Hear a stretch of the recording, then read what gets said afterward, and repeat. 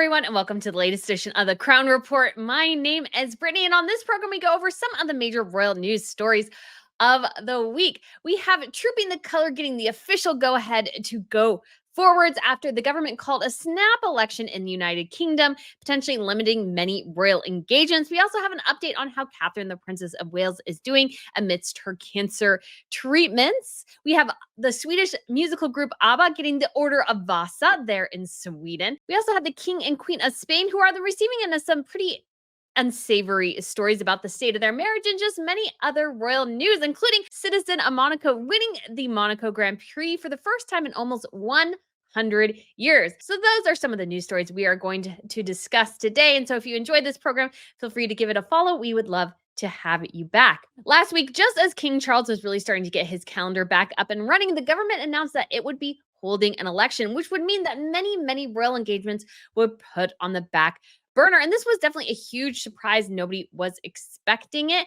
And so, because of this, certain royal engagements, even if they are considered, you could say, not politically in nature, but if they could be interpreted like that in any way, those engagements are actually rescheduled. And so, of course, this is deeply disappointing, especially as His Majesty was starting to really get back to work after undergoing cancer treatments. And so, Buckingham Palace officially said, following the Prime Minister's statement this afternoon, calling a general election, the royal family will, in accordance with normal procedure, postpone engagements that may appear to divert attention or distract from the election campaign. Their Majesties send their sincere apologies to any of those who may have been affected as a result.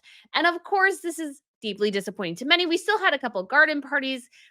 Charles and Camilla went to the Epsom Downs to watch the horse races. Unfortunately, their horse didn't win. So we do have some things going on, but any royal engagement that could seem to have any impact on policy was actually put on hold. This includes anything really attached to Prince William's Homewards project. So even though certain things are going forward, he's not going to do any engagements specifically referencing his homelessness initiative. And that's because there's actually could be an inference on government officials and they're dealing with homelessness. So he does have to put that aside for a bit. There was actually a recent poll that came out that showed homelessness is a huge problem in the United Kingdom, definitely one the government should address. But of course, since we are undergoing a very quick there election season in the UK, he can't really promote anything related to it. And so if you have questions about this, because I did too, because I understood and I didn't understand, the Express offered a great explanation. It said the king as head of state must sit above politics and cannot be seen to interfere with the election process. Even holding engagements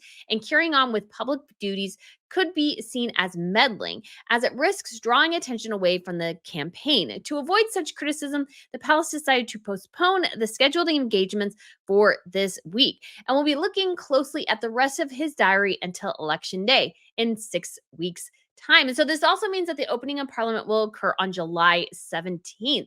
So this is obviously a very big change in the schedule, very much something I'm sure that is deeply frustrating. As the year goes on, usually the schedule towards the summer tends to start lightening quite a bit. Usually most royals take August off completely.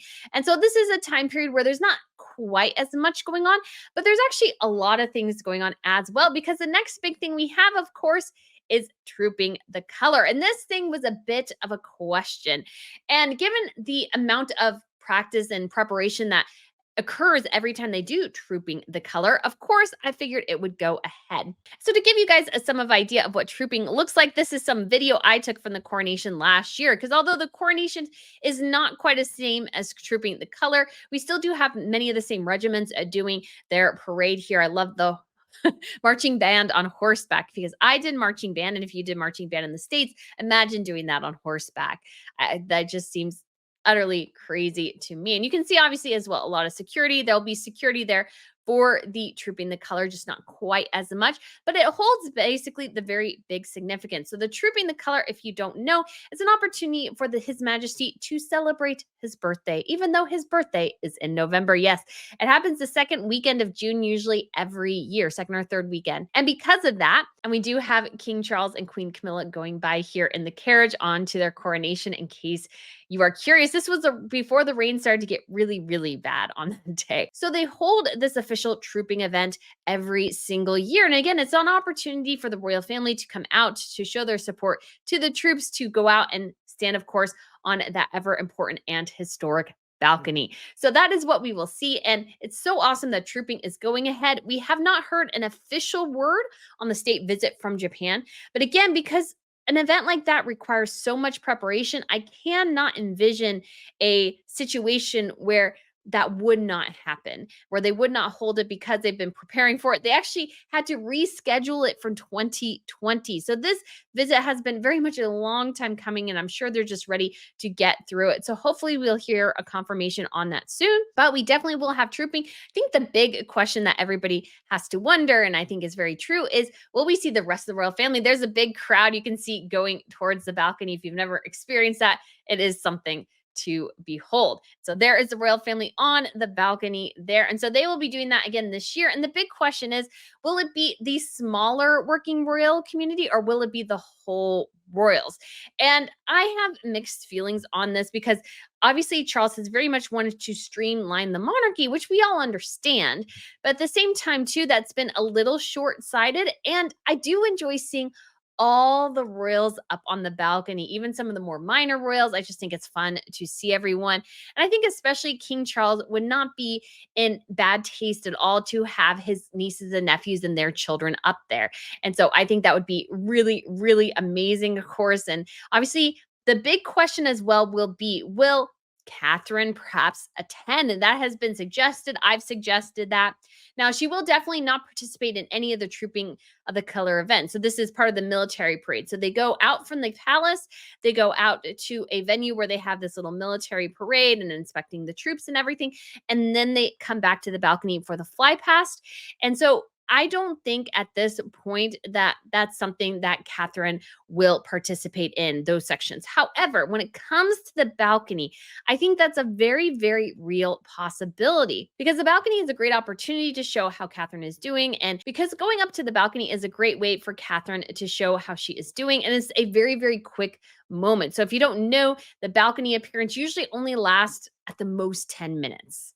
At the most 10 minutes. And so I can't foresee it being much longer than that, much greater than that, just because it's just something that they don't spend a lot of time on. So the fly pass happens much faster than you might anticipate. So if we get here to, so here's some of the fly pass for the Queen's Platinum Jubilee last year. And so they have various things that come up and it's just so, so fun. And there you can see the balcony way over there. The stupid stages were in the way, by the way.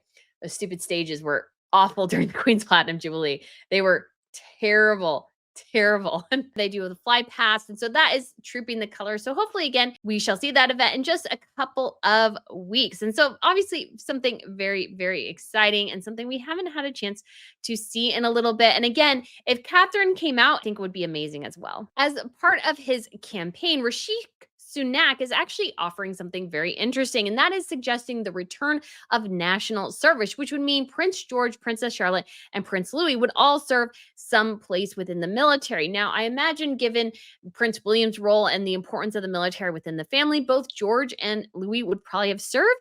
Charlotte is a bit more of a question, but here's some of the interesting things we see here. So a 1-year military placement would be required or a weekend each month of volunteering. Of course, the royal children would be expected to take part. There's only very few exceptions that could be made.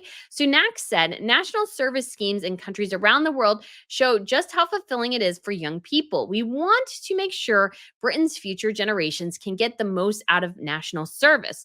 That's why we're looking into ways it can open doors they wouldn't otherwise get in work or education. Only the Conservatives will take bold action required to deliver a secure future for the next generation.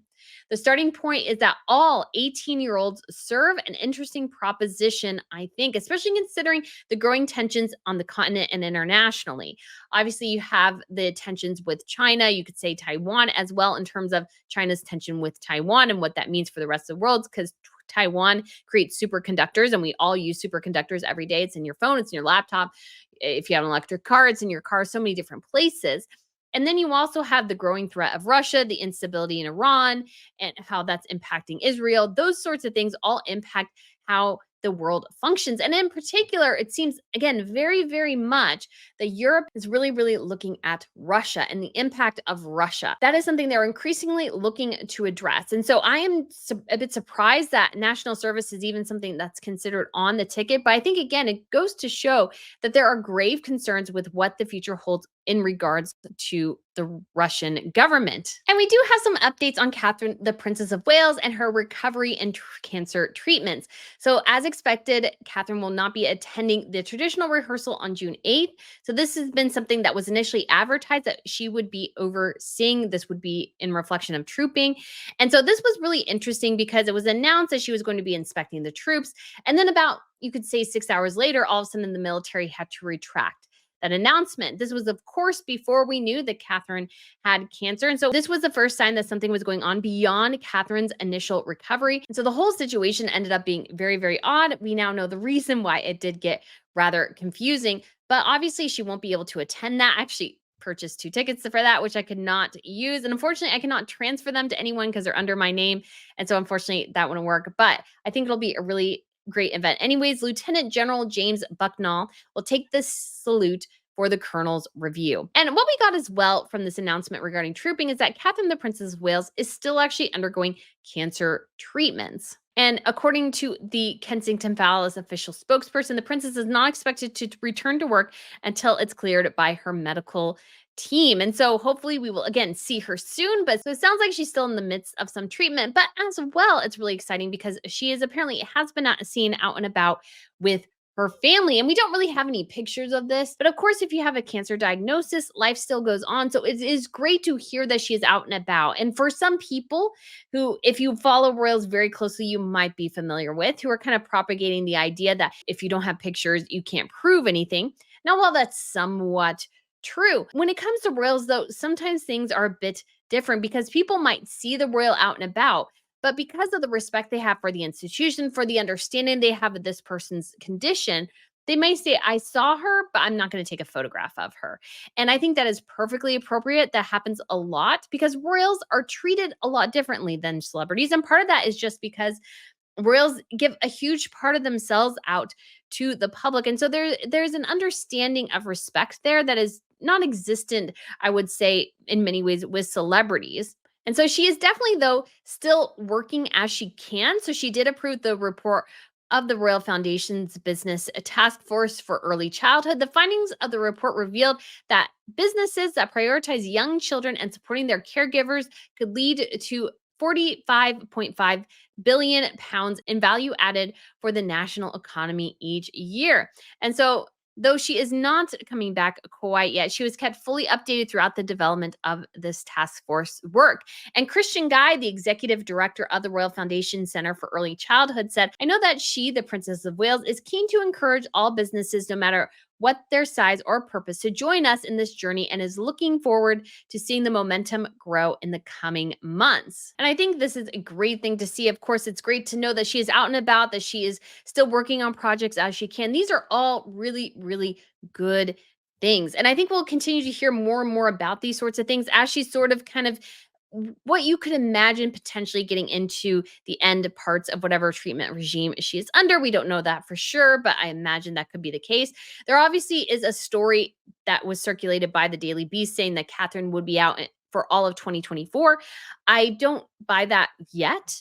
And the reason is that when it comes to journalism regarding royals, this is the general rule of thumb, is that usually if the publication is a US based publication, their information generally is not as good. If you want good sources of royal information, you go to the UK. So you look at the Telegraph, the Times, sometimes the Daily Mail, the Sun, the Daily Express, not all the time. I would say for the last three, but most of the time, a lot of them do have stories that we necessarily don't get in the US. They have better sources.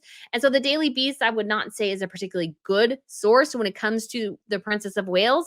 And I don't think her friends would go to the Daily Beast over something else. Yes, the reporter is based in the UK, but I still find that a bit hard to believe. There are better, more reputable publications. I would imagine most Catherine and William's friends go to a publication like the Telegraph or the Times before they would go to a US publication. Now, when it comes to Harry and Meghan, my general rule of thumb is the US publications have things a bit better, especially when it comes to Harry and Meghan's reactions to the royals. Now, when it comes to the royals' reactions to them, obviously, I think sometimes the UK publications do a bit better. So it's all about analyzing the information where it comes from. So I think this is all good news, but we're still, I think, a bit of a long way out here, unfortunately. So it'll still take a bit of time, but I can't wait to see Catherine back. This is a picture I took of her and William when they were at the Dog and Duck. I wish she was a little bit more in focus here, but this was a fantastic day. So I can't wait to see Catherine out and about doing royal engagements yet again. So next event we have here is Prince William hosting a Buckingham Palace garden party of 8,000 people. And obviously that's a lot. So he asked for some help. Now here we can see his great aunt and uncle, the Duke and Duchess of Gloucester. These are the cousins of the Queen, or at least Prince Richard there is a cousin of the Queen. But Prince William also asked his own cousins to come help, which I think is really sweet. So you have his grandmother's cousins and his own cousins there to help him host this garden party. This included in-laws like Mike Tyndall, which was a bit of a surprise because Beatrice and Eugenie's husbands did not attend, but we had Zara Phillips Tyndall, we had Mike Tyndall, of course, Beatrice and Eugenie, and Peter Phillips as well. So the Telegraph reports that though the half in, half out situation still stands, there is an appetite to include some of the non-working royals at some of the more casual events in the spirit of including the wider family. And I think this is a lovely, amazing idea. Again, I think see Mike there, he just looks, he's so personable and everything. I think he is a great addition when you can bring him out. I think, again, the slimlining of the monarchy goes with general European trends, but I think was a bit short-sighted by Charles, and he should have amended it as soon as Harry and Meghan left.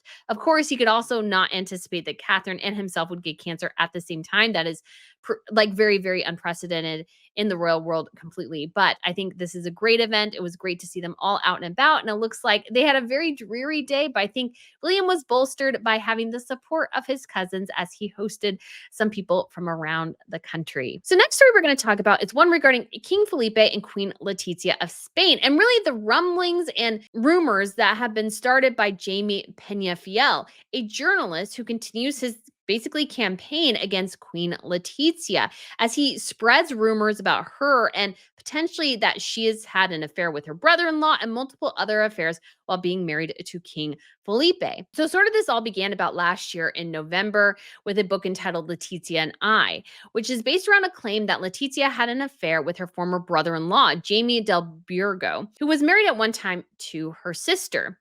And so he sort of famously, or infamously, as you could say, published a mirror selfie of Letizia, where she is fully clothed, by the way, where he claimed that she texted him, "Love, I'm wearing your pashmina. It's like feeling you next to me. It takes care of me, it protects me. I count the hours until we see each other again. Love you. Get out of here, yours." Now, that could be partially a translation there with the last bit, but there is no corresponding like text that you can see where it says Letizia and him. She just sends this picture of her fully clothed with a pashmina in the mirror. And so it's sort of odd and just doesn't seem to have much of a basis in reality. So many believe that these claims originate in some of the more conservative circles within the country who never really forgave Letizia for being a divorcee and a commoner, according to journalist Jose Antonio Zerlejos, who wrote an op-ed in her defense at the time. He said the defense of Queen Letizia's honor and her right to honor is equivalent to the defense of the right to honor and freedom of all Spanish citizens. And so what really came about from this as these rumors just were kind of rumbling around is that the Times of London did actually, I thought, a really, really great piece on this, talking about in particular, as all these rumblings were going about, the Times of London, I thought, did a really, really good piece on this, sort of explaining the intricacies of the situation, in particular regarding former King Juan Carlos, who left the throne under disgrace, although he was a very popular king for many, many years, because he's the one who transitioned the country back from the dictatorship of Francisco Franco into a democracy. So many people still have this great love for Juan Carlos, but he did a lot of unsavory things and on many, many levels. Morally, when it comes to finances, everything. He's done a lot of things very, very wrong. And because of that, he was pressured to give up the throne to his son. And there are elements there who are not happy with that decision, not happy with how Felipe handled it. Letizia want to push the two of them out. And so Federico Jimenez Los Santos, a right-wing disc jockey, said it's the nth campaign orchestrated against King Felipe VI, adding, it is Juan Carlos's circles who are stirring it up. So this is from the Time of London. This is all alleged.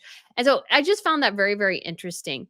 And and goes to show that even though there has been this transition of power, that the legacy of a former monarch can have a great impact. And so Jamie Piñafel, who is this journalist who's 91 years old, by the way, just has put forth another claim that Felipe is distraught over Queen Letizia having multiple affairs, continuing the narrative that he started last year. And so, just from an outside observer, I don't know, you could say the state of the marriage. I just have never seen any evidence or indication that this couple is generally not doing well.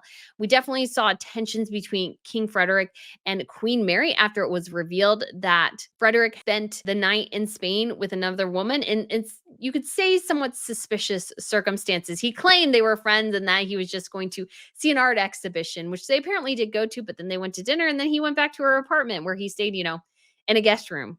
Wink, wink, nudge, nudge. So it's unclear where it goes from there. We can't say for sure what Frederick did, but there was definitely obvious tension between Frederick and Mary that night when it was released. Because actually, ironically, it was during the Spanish state visit that that rumor came out, and they were very clearly tense. Not only the night it was revealed, but the next day as well. So I have never seen really anything like that with Felipe and Letizia. I feel like there's a lot of dislike towards Letizia because she is, you could say, I almost want to say corporate, but she is, I don't think at her heart, probably a monarchist. And I don't think she is really a conservative. I think she's more a liberal Republican, you could say, in the aspect of that she is not actually that interested in the monarchy if she wasn't married to it. So she has, I think, this interesting perspective where is that she's representing this institution that she supports, yet also at the same time in different circumstances she may not support. She's also not necessarily known for being very religious. There's also sort of a famous video that has gone around of Queen Letizia and Queen Sophia seeming to kind of butt heads a bit in public after a church service.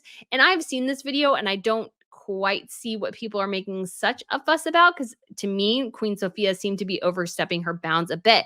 But you have to remember too, so Queen Sophia is a former queen who is very still beloved. Juan Carlos is still alive. So Sophia and the people of Spain do love Sophia because she is sort of the long suffering wife.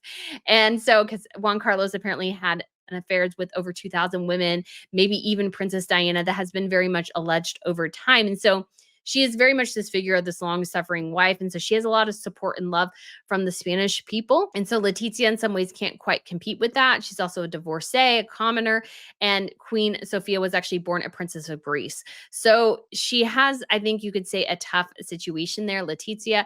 And there are certain elements in the more conservative circles of Spain that don't really like her very much. But I think she does a great job representing Spain because if she is not that interested in it in some ways, she does a great job. She works really, really hard for the Spanish people. I would say the Spanish royals are the hardest working royals in Europe. I will also say their social media is on point, especially their Casa Real YouTube channel.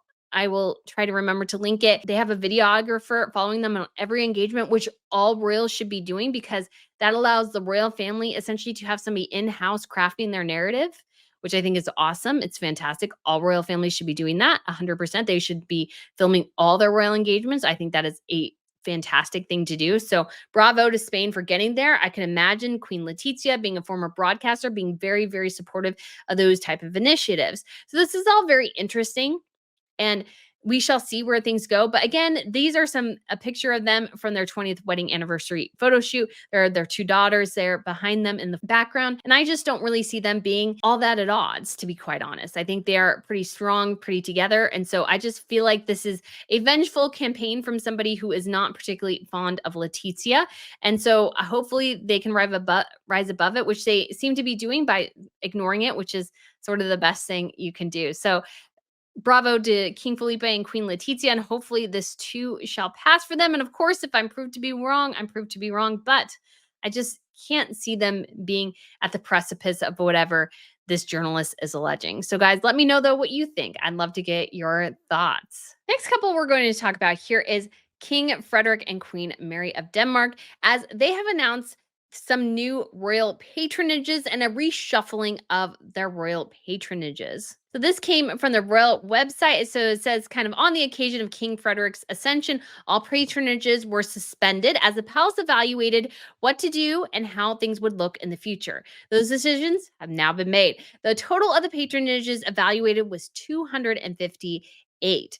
Per the Danish royal family's website, henceforth, the number of patronages totals 140 for the members of the royal family. The selection of the royal patronages has been based on historical relationships as well as on special focus areas and interests of the royal family. The total number of patronages has been adjusted based on the consideration of the royal family's other duties so that the members of the royal family have an opportunity to involve themselves in the selected patronages. Throughout the centuries, the Royal House of Denmark's patronages have supported the important work of nonprofit organizations in Denmark, the realm, and beyond. It is a tradition we are proud to continue and one which we as a family hope to further strengthen and develop. Through our royal patronages, we wish to support efforts which promote Danish culture, science, and enterprise, protect our nature, and give a voice for the marginalized and vulnerable in our society. This long-standing tradition serves to bring us together in small and large communities, state the King and Queen. The patronages will be time limited to 5 years, and after that point, the organizations can reapply, extend the time. I'm not going to detail everything here. There's a whole link I will remember to put down below so you can evaluate it if you would like to. But the general idea is that Queen Marguerite has relinquished most of her patronages after her abdication, going from 81 to 20. And these that she relinquished are now being distributed among the new king, queen, and some other members of the family. So this is a big change and something that is very exciting as well to see these things happening. We saw this a bit in the Brits, and now we're seeing it definitely in Denmark as well. And in honor of his birthday, King Frederick also announced something very exciting, that Queen Mary would be awarded the Grand Commander's Cross of the Order of the Dane. So according to the royal family's official website, the Grand Commander is the highest degree of a Danish award that can be gifted only though to members of the princely royal family. The Queen's Grand Commander's Cross was previously worn by Prince Henrik. So this was the husband of Queen Marguerite, who died several years ago. After careful restoration and re-encipherment, whereby His Majesty the King's brilliant monogram has been placed on the cross, it has been presented to the Queen by the King on the occasion of the King's birthday. The Star of the Order of the Dannebrog also belongs to the order. So I just think this is a very exciting news. It's great to see a royal get some new orders as well. And the cross does look exceptionally beautiful. You can see the diamonds, and it looks like some, you could say perhaps a ruby, but I think more like something like an enamel or something red, representing the white and red of Denmark. So next we're going to talk about Ukrainian President Vladimir Zelensky, because he actually went and met with 3 different monarchs this past week, 2 who were both named Philip, and also King Carl Gustaf of Sweden. So first he met with King Felipe of Spain. Zelensky was welcomed to the palace. He had lunch. This is after Spain pledged $1 billion in military aid to Ukraine. The deal was signed in Madrid. They also promised Patriot missiles, but Zelensky said that he needs the systems in order to launch the missiles. Spain will also send Leopard tanks and, above all, ammunition, said Prime Minister Pedro Sanchez to reporters. At the lunch, King Felipe said, "It is an honor for me today to address those of you who keep defending the sovereignty, freedom, and democracy of your country, Ukraine, in the face of Russian brutal armed aggression. For more than 2 years, the whole world is bearing witness to your heroism, commitment, and courage and resistance of the Ukrainian people, its government, and its armed forces.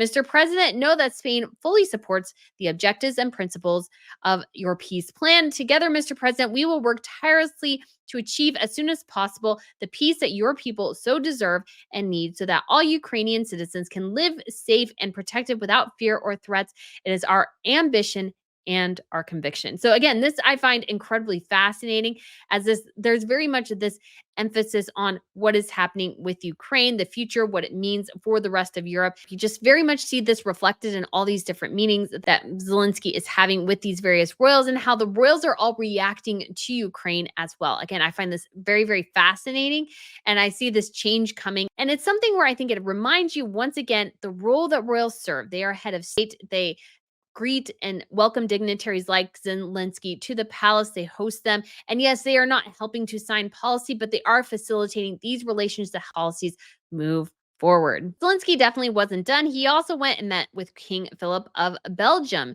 And Zelensky said on his website that the Ukrainian people will always remember your open hearts. We thank Belgium for all the necessary support and for providing temporary protections to nearly 80,000 Ukrainians. They also apparently discussed the humanitarian situations and ways to improve it, but it was not as public as the Spanish one was. Again, that video came from Casa Real, which is the Spanish royal YouTube page. And again, I think they do a fantastic job. And so his third meeting and his final meeting was with Sweden on May 31st. So he met as part of the third Nordic Ukrainian summit. So Nordic includes Iceland, Denmark, Finland, Sweden, and Norway. So these 5 countries and Ukraine. So he met in order to try to secure more weapons as the military is struggling against Russian advances this summer. They've seceded some ground to the Russian forces, which they haven't before in a while. Zelensky said, our top priorities are to ensure more air defense systems for Ukraine, joint defense industry projects, and weapons for our warriors, as well as global efforts to force Russia to make peace. There are also apparently concerns over Russian hybrid warfare efforts against the Baltic countries. And the meeting comes after Stockholm pledged 1.25 billion in military aid to Ukraine. Now, I know some people don't really like Zelensky and all that he does, but just as a reminder, the country that will feel what Ukrainian is going through the most is Sweden and Norway and Denmark and Finland, because they are very much close to Russia. They're right on that Russian border. There have been reports, obviously, of submarines in Swedish waters. So again, they are very cognizant of the threat that Russia poses. They've had centuries long conflicts with Russia. In fact, I found it very interesting. The book, The Romanovs, one of the greater, you could say, royal rivalries, which was between King Charles of Sweden and Peter the Great of Russia. Charles actually died on the battlefield, and I think he interacted with Peter briefly. I can't quite remember, but they were very much rivals. They very much had this huge rivalry going between them. They fought many, many battles against each other. And so these go back centuries. They're in very much the same waters. So I think very acutely, Sweden, Denmark, and Norway feel the threat of Russia more than you could say many of the other countries in Europe. So great to see, obviously, them working together and moving forward on an idea for the future. So, guys, next we have the Monaco Grand Prix victory, which brought out the Monaco royal family in fours on May 26th. So Charles Leclerc, a native of Monaco, won the event, which is the first time this has happened since 1931. You can see him there giving a big old hug to Prince Albert and Andrea Cazzaraghi, so the son of Princess Caroline. He's the one with his hands up in the air there briefly. You can see him in the background there. He is as excited as anyone. So all of Caroline's children were there and some of Stephanie's, though the women themselves were not. So these are Albert's sisters. There's Albert giving him the award for winning. And I love that Andrea Cazzaraghi, I don't know if he has some sort of relationship to any of these racers, but he seemed very, very excited about this whole thing.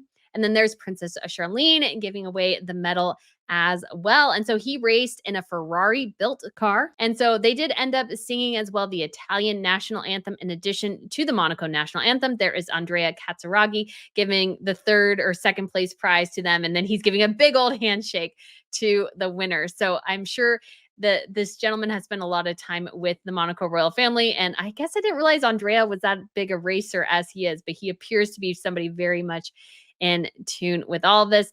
And this is the Monaco national anthem. And you can tell at some points in this video that Prince Albert is very, very moved by winning this. He looks to be in tears at times. I can't tell if that's just, the heat of the day or something, but it looks like he has some tears in his eyes and is just very emotional about this victory, because obviously they hold that there in Monaco every year. And so to win is a great, great honor. And so he sings there, and it looks like everybody else in the royal family singing, except for Princess Charlene.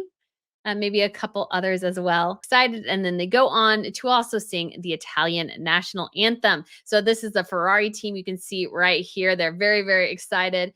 And Albert knows that one too. So I was very impressed with that he knew the Italian national anthem. Obviously, they're very close to some of those countries. Andrea is singing, and Beatrice Borromeo, who is Italian, is singing there in the background too. She is an Italian aristocrat. Her family goes back centuries. She's married to Pierre Cazzaraghi, Andrea's younger brother. And so again, there's deep excitement about and so we got some champagne. There's Charlotte Cazzaraghi there as well, trying to hide from the champagne being blown. And Albert gets in on the fun, guys, which I think is awesome. Albert gets in on the fun there. Looks like there's Charlotte's son there as well. And so it looks like everybody has a lot of fun. We don't see really Albert's kids there, but we do know as well Zara Phillips Tyndall and Princess Beatrice were also at the Monaco Grand Prix. So it sounds like it was an amazing time and just a very historic moment there for the country of Monaco. So next, guys, we have Queen Maxima, who is in the Philippines as part of her role in the UN as a Secretary General's Special Advocate for Inclusive Finance for Development. Yes, that is a long title. I think she technically has her own website from the UN. She actually has her own Twitter attached to that the UN runs about this. And so she did a tour to promote inclusive finance, which included emphasizing the importance of ensuring that access to financial services also results in increased financial health for Filipinos. This is her second visit to the Philippines, and she's there focused on strengthening the foundational pillars of financial inclusion, including connectivity, cybersecurity, and digitization, along with enhancing financial health and resilience against economic and climate related challenges. Throughout her visit, Queen Maxima emphasized the pivotal role of financial services in improving economic prospects and quality of life, particularly for underserved communities. So I think this is a great trip. We will also hear from Queen Maxima a bit because she answers some questions in English, which I always think is fun because it's like, yeah, I get to hear from a royal in their own language. But what I find really interesting about this is this role that Queen Maxima has, because I always wondered if Meghan perhaps wanted a role similar to this. Maxima has a background in finance, so it made sense for her to do this. So go ahead and take a listen here. We started talking about the importance of financial inclusion, growing from microcredit into not only we need the micro and the credit, but we need all type of people being included in financial services.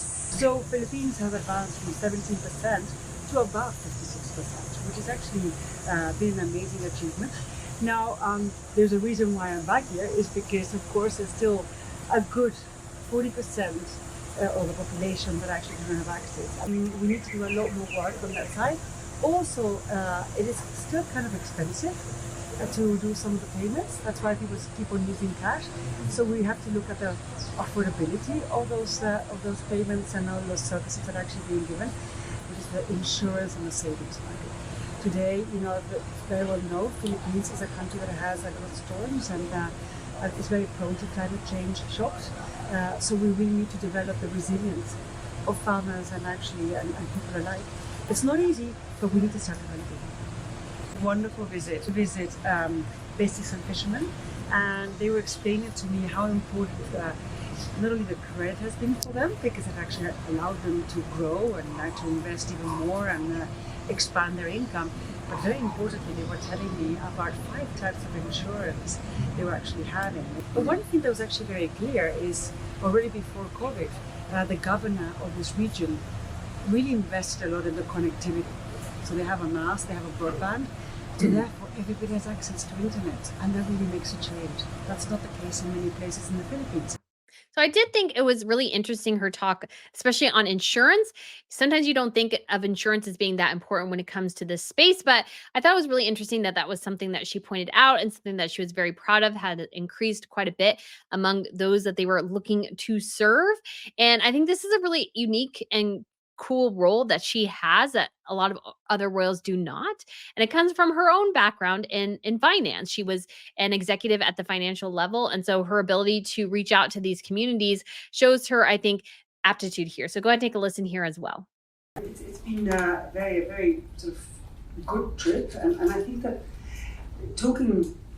I've spoken to many predecessors of yours in the World Economic Forum and also in other places, and ADB plays a very important part in all the regions that you're actually helping on the financial inclusion side.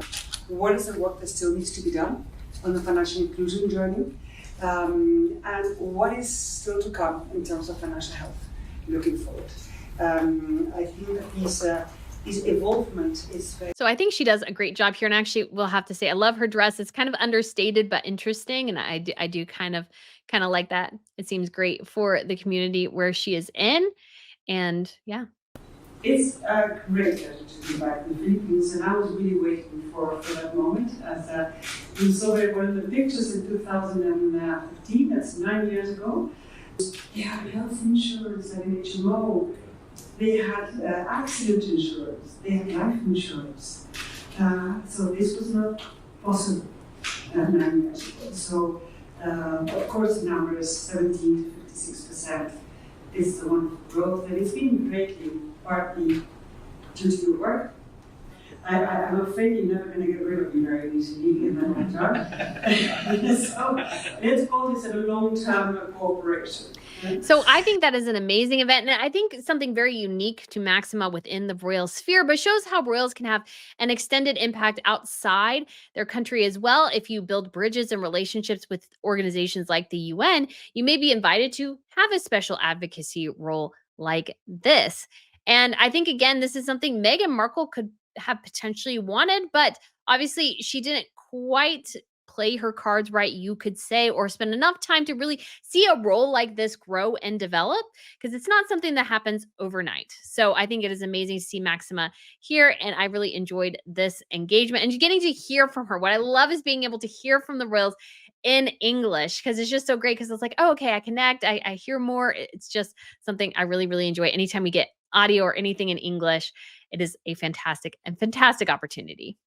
And for all of you ABBA fans out there, the members of the iconic group got a very exciting honor this week, where they received the Royal Vasa Order during a ceremony at the Royal Palace in Stockholm. So we have Aglathina Falskok, Bjorn Julvasus, Benny Anderson, and Annie Fried Lingstad. And they all came together, one of their rare public appearances with all four of them, to receive this honor for four very distinguished contributions within Swedish and international music life, which is not a surprise at all. There is a lot of love for ABBA, not only around the world, but definitely in Sweden. I think it was the year Mamma Mia came out was like the #1 box office hit in Sweden. So they are very well beloved.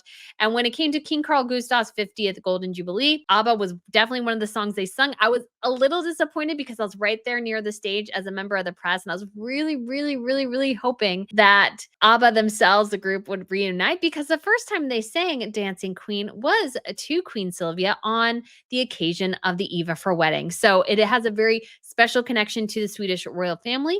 They formed in 1972 and split in the early 80s and sold an estimated 385 million records. And of course, Dancing Queen is one of their big ones, as well as Thank You for the Music and Fernando. And so this was really exciting as well, because after a 50-year pause, the government of Sweden decided to resume awarding chivalry orders. And so ABBA was one of the first groups, which is not a surprise at all. It was also the 50th anniversary since they won the Eurovision Song Contest in Britain in 1974 for Waterloo.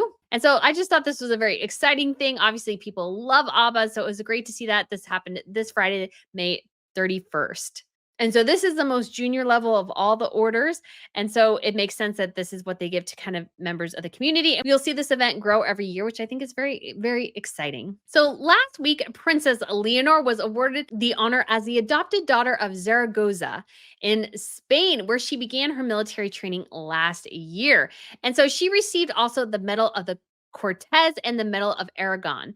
And she said in a speech, "I confess that when I arrived in Zaragoza on August 17th, I came with many expectations, partially because of everything my father had told me, although I knew that some stages would not be easy," she said. And this was translated into English for Ola. And she said, "I arrived at the General Military Academy with enthusiasm and a great desire to learn and to get to know both my classmates and the other classes with whom I have shared this year. I can tell you that what I have experienced here far exceeds what I thought 10 months ago. In Zaragoza and Aragon, I have felt at home, welcomed and accompanied in a land that will always be part of my life. There are only 5 weeks left until I leave so I can receive my ensign's office, and I'm already starting to miss you. Here I have met young people of my generation and I have lived with them. I assure you that what we experience while we train at the academy unites us forever and makes us mature and grow, thanks to the camaraderie, the guidance of managers and teachers, and all the people at the academy who encourage us to continue advancing and improving. Here we have sworn the flag. Here we have overcome moments that required effort and great teamwork. Here we have enjoyed and suffered together. And above all, here we have learned a lot." She added, "In these months, I have felt the respect and kindness of the Aragonese people, who in addition are accompanying me on this morning that is so important to me." So Casa Real also announced that her 24 to 25 academic school year will take place in the Navy and will be carried out with the employment of a midshipman both at the Marin Naval Military School and on board the Juan Sebastian de El Canto training ship during its training trip. So that is very, very exciting. She looks so poised. She turned 18 just last year in October. And so she is taking on more and more responsibilities. This is obviously a very, very big deal. And she wasn't accompanied by her parents. So this was a very sort of big day of various engagements.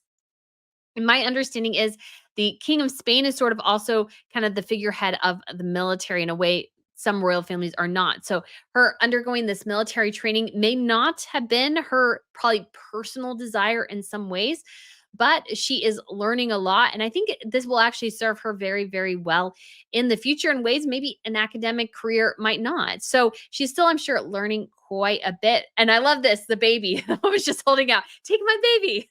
That would be so weird when somebody's like, "Oh, take my baby, hold my baby." So she just seems very, very sweet to me, very, very dedicated. Obviously, there was a good crowd that turned up to see her, which is marvelous. She will be the future Queen of Spain. She is the Princess of Asturias, and she is learning the ropes slowly and becoming more well versed in royal engagements. Obviously, there's a lot of pressure and attention, but not quite as much as the Brits. I feel like I hope we see George more doing some of these things when he turns 18. But there's, of course, just a different focus on the Brits than there are in some of these other royal communities. So this was just lovely to see. And I think she looks absolutely fantastic and amazing as she continues to grow in her role as the Princess of Asturias. Right. So last little video we have here in just some royal news is the opening of the Princess Estelle Park. So go ahead and take a watch of this little video here. I believe that every generation has a responsibility to make a mark of its time for future generations. Princess Estelle's Sculpture Park is our contribution to the story of the early 21st century. The Inner Flow of Life is the name of this magnificent sculpture by the incredible artist Giuseppe Pennone. And we are so honored that you accepted our invitation to make and create a sculpture to this park. Thank you very much.